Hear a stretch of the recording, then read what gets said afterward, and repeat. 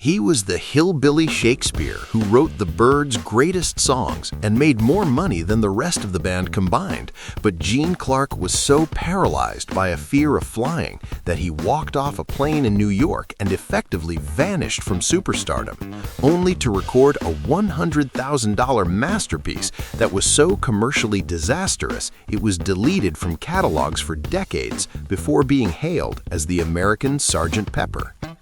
In the early days of the Byrds, Gene Clark was the primary songwriter. While they covered Bob Dylan for their A-sides, Mr. Tambourine Man, the B-sides were almost always original songs written by Gene Clark. In the 1960s, songwriters received massive royalties for record sales. Because Gene wrote the B-sides of their million-selling hits, he was earning 10 times more money than Roger McGuinn, David Crosby, or Chris Hillman. This wealth disparity created intense jealousy and resentment within the band, which eventually contributed to them pushing him out.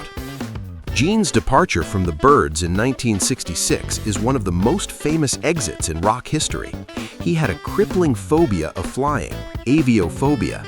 As the band was about to board a flight to New York for a crucial promotional tour, Gene suffered a massive panic attack on the tarmac. He turned to Roger McGuinn and said, "I can't do it." McGuinn reportedly replied, "If you can't fly, you can't be a bird." Gene walked away from the plane and the biggest band in America, effectively ending his time as a superstar. Most music historians credit Graham Parsons with bringing country music into rock and roll with the Byrds' Sweetheart of the Rodeo album, 1968. But Gene Clark was doing it years earlier. His 1967 solo album, Gene Clark with the Gosden Brothers, and his 1968 collaboration, The Fantastic Expedition of Dillard and Clark, are widely considered the first true bluegrass rock, country rock albums. He was blending banjos with Beatles-esque melodies, while the rest of the rock world was still focused on psychedelia.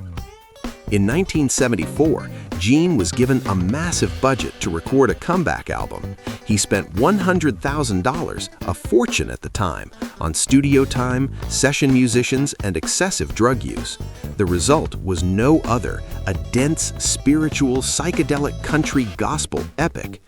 When he presented it to David Geffen, the record label boss, Geffen was furious. He asked, "There are only 8 songs. That's over $12,000 a song. Where is the hit?"